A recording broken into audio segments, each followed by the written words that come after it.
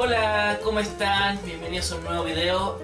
Bueno, disculpen un poco las pintas, pero es que estoy algo enfermito y he tenido mucho trabajo, no me he podido acicalar bien para esta ocasión. Pero bueno, este va a ser un video muy corto, muy breve y yo espero que ustedes le puedan sacar tu provecho a lo que voy a decir. Ya, les recuerdo que por favor se suscriban a este canal de Facebook y le den like a la página de Facebook, ¿vale? Muy bien.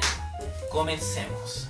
Estamos a puertas de estudiar el siglo XIX en Chile, lo cual implica estudiar el paso de la colonia a la independencia y posteriormente de la independencia a la república. Pero antes de eso hay que comprender a cabalidad una cosa muy cierta. Nada de este proceso se hubiese dado si no se considera como factor relevante los sucesos en España como parte de Europa Occidental, que repercuten de forma contundente en sus colonias americanas y dentro de las colonias el caso específico de Chile. Entre España y América hay una relación metrópoli y periferia respectivamente, donde la primera ejerce una administración política y económica que es seguida por la segunda. Es cuestión de recordar de que en España hay una monarquía absoluta y centralizada, donde todo parte de las manos del rey y de ahí a los organismos encargados de la administración de las colonias, sea casa de contratación, consejo de indias, etcétera, etcétera. Desde ahí debía recorrer kilómetros de océanos para llegar al virreinato correspondiente, México, Granada, Perú, Buenos Aires, y desde ahí a regiones y o localidades más alejadas como Chile, dentro de Chile a Santiago, donde estaba el gobernador y el cabildo. Con respecto a lo económico, los españoles funcionaron con un sistema llamado mercantilista, en el cual se extrae oro y plata de las colonias para acumularlas con el fin de adquirir riquezas, las cuales no se exportaban y no se intercambiaban por otros bienes. Más detalles sobre este sistema en el video de historia occidental dejado aquí en la pantalla. Pero además de lo político y lo económico, también hay un intercambio que tiene que ver a nivel cultural. Tiene que ver con ciertas ideas que se fueron trasladando desde Europa hasta América. Tiene que ver también con ciertos acontecimientos que en Europa ya se conocían y que tampoco se fueron conociendo en América. Para ese traslado los barcos son claves. A falta de aviones, de internet y de otros medios que acortan distancias, existen los barcos, los cuales aún son a velas y de madera. De modo que su tardanza en llegar desde España a Perú primero, a lo cual se suma que no existe el canal de Panamá y el paso era por el estrecho de Magallanes, era de varios meses, donde la situación en España o en las colonias pudo haber variado en más de algún ápice. Eso pensando en un viaje donde se manda algo desde la colonia a España y después de vuelta, un círculo completo. Y lo más importante de todos, esas ideas, esos acontecimientos eran completamente rupturistas para la monarquía absoluta que existía en España. Por ende, entre las mercaderías están libros de intelectuales como John Locke, por ejemplo Thomas Hobbes, de pensadores de la Ilustración Voltaire, Rousseau, Montesquieu, que todos hablaban, por ejemplo, de la separación de poderes, la voluntad general, la democracia representativa, el sufragio universal, ideas que después conformarían lo que se llama el liberalismo político, ¿ya? Y que obviamente iban en contra de la monarquía absoluta y centralizada como la que existía, por ejemplo, en España, ¿ya?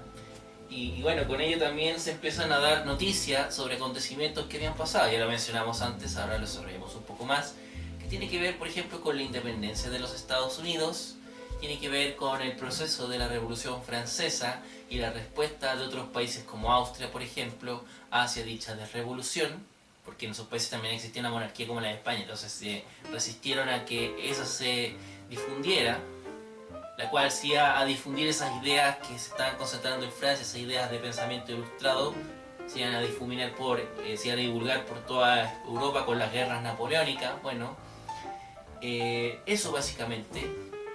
Y bueno, este intercambio no solo se da por España. Hay que recordar que en este sistema de periferia metrópoli existe también un monopolio comercial, donde España solamente podía importar y exportar, de España podía, las colonias americanas solamente podían importar y exportar con España, no con otros países de Europa. Pero a pesar de eso existía lo que se llamaba el contrabando, el contrabando a nivel comercial, a nivel de barcos. Y para eso fue clave la existencia primero de corsarios ingleses y holandeses, de los piratas, los famosos piratas, donde de ahí llegaba información y elementos de otras partes de Europa.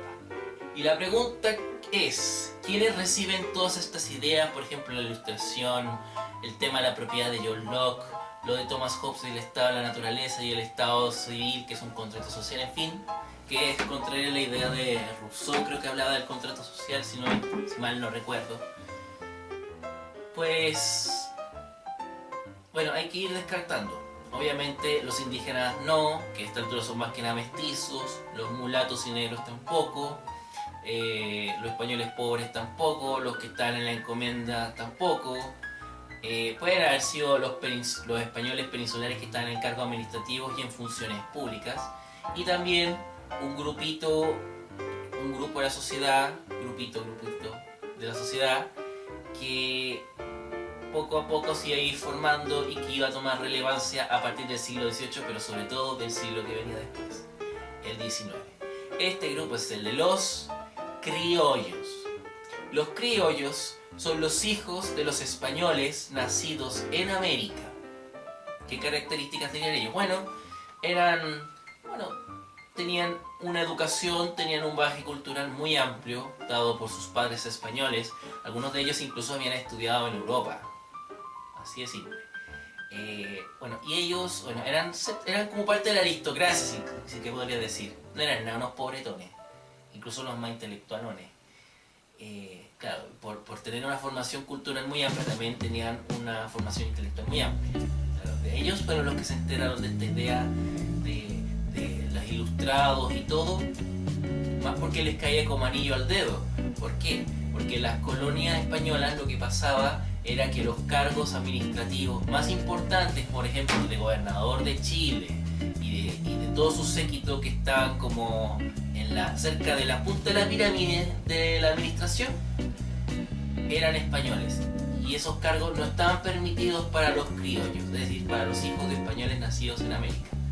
Bueno, los criollos sentían un gran malestar porque no podían acceder a esos cargos. Entonces, estas ideas les cayó como anillo al dedo porque pudieron sostenerse en ellas para poder exigir algo que no lo tenían naturalmente, que era la exigencia de esos cargos. Y obviamente esa idea fue fermentando poco a poco hasta poder dar con lo que después se llamaría independencia. Independencia de ser dependiente de los españoles, por decirlo de una forma muy burda, pero bueno. De modo que lo que podemos afirmar aquí es que las ideas de la Ilustración son las que van a terminar generando al grupo de hombres que va a derrocar la monarquía absoluta y su dominio en lo que se llaman las colonias de América. Es decir, la Ilustración acabó con las colonias de América en cierto sentido, fue como el combustible para que eso sucediera, uno de los tantos factores para que eso sucediera.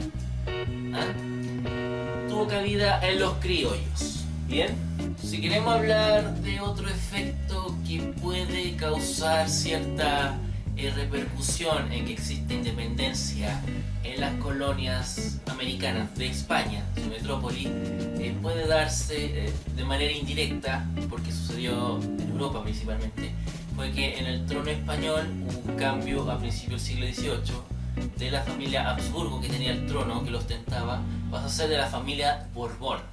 La familia Borbón viene de origen francés, de la colonia francesa. Todos los Luis XIII, Luis XIV, Luis XV, Luis XVI, todos ellos eran Borbón. Y antes la corona era de los Habsburgo. Los Habsburgo fueron la familia que en su momento ostentaron la corona del Sacro Imperio Romano Germánico. Eso como para que lo sepan.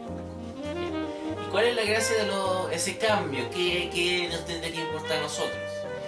Que los reyes borbones en la colonia implementaron un montón de medidas para tratar de ordenar un poco el desorden que se había generado. Desorden a nivel de disciplina social, de nivel económico, por existencia del contrabando, en fin, un sinfín de problemas que nunca habían tenido solución. Bueno, esas medidas son lo que se conocen como las reformas borbónicas. Las reformas borbónicas se hicieron a lo largo del siglo XVIII, principalmente durante el reinado de Carlos III, quien fue considerado como uno de los líderes del llamado despotismo ilustrado, que es esto de gobernar para la gente pero sin la gente, y un poco yendo en contraposición a lo planteado por los pensadores ilustrados. Bueno, ¿cuáles son las reformas borbónicas? La primera fue la del año 1720, los navíos de registro, la cual significaba que ahora los barcos que iban a América tenían que hacer un pago de un impuesto por embarcar sus mercaderías, y yendo a la casa de contratación podían tener autorización para hacer los embarcos que quisieran. Después vino otra reforma que significó el fin del monopolio del puerto de Cádiz, antes había sido el puerto de Sevilla, para que los barcos que quisieran trasladar mercaderías hasta América salieran desde ahí. Es decir, ya no podían salir solamente desde Cádiz, sino que desde otros puertos a partir de entonces. Después se instaura la medida del libre comercio, que significa nada más ni nada menos que todos los puertos entre colonias y España podían embarcarse libremente desde un lado a otro para trasladar mercaderías y otros menesteres. También se genera un sistema de promoción para gobernadores, es decir, gente que podía optar al cargo de gobernador, a quienes llevaban una carrera de funcionario público en América por muchos años, como dando un poco de espacio al mérito que se implicaba. También se crean los intendentes. Estos dependían directamente del virrey y era para ordenar tanto la función administrativa dentro de la colonia. Aquí es donde se desplazan a los criollos, debido a que primero porque los gobernadores, como el de Chile, habían quedado desplazados a un segundo plano con la llegada de los intendentes. Pero también es porque los cargos principales entre gobernación e intendencia eran manejados solamente por españoles, restringiendo el paso a los criollos. Es aquí cuando los criollos, alrededor del decenio 1780, comienzan a tener todo un malestar por ser desplazados de la administración pública y de sus cargos importantes. En Chile hubo dos intendentes, uno que tuvo su mandato desde Atacama hasta Maule, hasta el río Maule, y el segundo que va desde el río Maule hasta la frontera, incluyendo parte de lo que sería la Araucanía y la isla de Chiloé. Esto sirve para, esto cumplió su propósito. Y todas estas reformas lograron que las riquezas, el oro, la plata, que antes costaba que llegaran desde la colonia hasta España, se perdían por los corsarios, porque se robaban el oro, etcétera, etcétera, lograra llegar de mejor manera a España. Todas las riquezas se fueron a España y las colonias se quedaron desprovistas de recursos. Eso también fue algo que pesó al momento de generarse la independencia. Puede que hayan existido otras, como la expulsión de los jesuitas, pero aquí se está priorizando en algunas de interés político y económico, porque afectaron directamente a la relación metrópoli-periférica. Lo dije antes, pero lo voy a repetir ahora porque también es un factor importante. Tiene que ver con todos los acontecimientos que pasaban en el exterior, fuera de las colonias americanas, de colonias españolas en América. Tiene que ver primero con la independencia de Estados Unidos, que fue alrededor de 1776. Después con la Constitución que se hizo, porque tuvo como ideas profundamente liberales. De hecho, algunos intelectuales plantean que la segunda Constitución hecha por Estados Unidos a fines del siglo XVIII es la que en la práctica se acerca más a los planteamientos liberales que se dieron en la Ilustración y por otros pensadores anteriores a ellos, como John Locke, por ejemplo, es la que más se acerca. ¿Ya? Bueno, después tenemos lo que pasó en Francia, ya lo mencionamos, lo vuelvo a repetir, la Revolución Francesa. La monarquía con Luis XVI está en decadencia completamente, hubo una hambruna, las guerras que participó, la guerra de independencia de Estados Unidos participaron los franceses, vino la crisis, después se instaló la Asamblea Constituyente, y de ahí pasamos a la Asamblea, la Convención, el Directorio, en fin. entre medio de la revolución, los problemas en Europa de que los países monárquicos le hicieron la guerra a los revolucionarios para que no siguiera divulgándose la revolución, que estaban primero los girondinos, que eran moderados, revolucionarios moderados, después fueron reemplazados por los jacobinos, que eran radicales, a la cabeza estuvo Robespierre hasta que lo mataron, y otros más con ellos, en fin. Todo eso tuvo cierta influencia, porque la gente, los criollos por ejemplo, estaban viendo lo que pasaba, lo que iba pasando, y vieron que el mundo está cambiando, que la monarquía absoluta ya no tiene que existir, y que si ellos pueden aspirar a eso, nosotros también. Lo que más repercutió fueron las guerras napoleónicas, porque con ellas se difunden todas estas ideas por el resto de Europa. Ahí están, hacia alrededor de 1830. Chile ya era independiente para ese entonces, pero esas ideas obviamente siempre van a tener su repercusión acá, porque nunca dejaron de estar desconectados después de liberarse del yugo español. Ese desarrollo es importante para nosotros, porque repercute en nosotros también. Y eso lo vamos a ver obviamente más adelante. Pero si nosotros hablamos de Chile, un acontecimiento que repercute a nosotros directamente fue que dentro de esas guerras napoleónicas, hacia el año 1808, Napoleón Bonaparte quería invadir Portugal. Iba a invadir Portugal, pero para eso tenía que pasar por España, porque España estaba entre Francia y Portugal, ¿cierto? Entonces el rey de España, que en ese entonces era Fernando VII, le dijo que no, usted no puede pasar por aquí. Napoleón entonces le declara la guerra a los españoles, y los españoles pelearon contra ellos, pero como los franceses estaban más preparados para pelear, les provocaron grandes reveses en batallas, y cuando llegaron a Madrid se tomaron en cautiverio, tomaron prisionero al rey Fernando VII de España. Obviamente no fue algo que debía haber dado mucha tranquilidad a los españoles de la época, debe haber cundido el pánico, el miedo, pensaron que iban a ser sin monarca, y resulta que Napoleón deja a su hermano José como supuesto monarca de España, como un reemplazo, el famoso Pepe Botella, lo deja como reemplazo. Y por ejemplo los liberales después, los que por ejemplo querían de nuevo al monarca, pero querían una monarquía parlamentaria, que hubiese separación de poderes, que es igualdad de existencia, todo, se fueron a Cádiz y ahí hicieron la revolución, la constitución de 1810, la Pepa, como le llamaron, que fue el primer intento de hacer un gobierno liberal, una monarquía liberal, con ciertos fines liberales dentro de España. Toda esa lectura es importante porque para los criollos se fue viendo como, por un lado, los liberales, si bien fueron recluidos hasta Cádiz, intentaron armar su propio gobierno liberal, primero para recuperar al rey, y segundo para no ser dominados por nadie más. Esa lectura también la hicieron muy importante.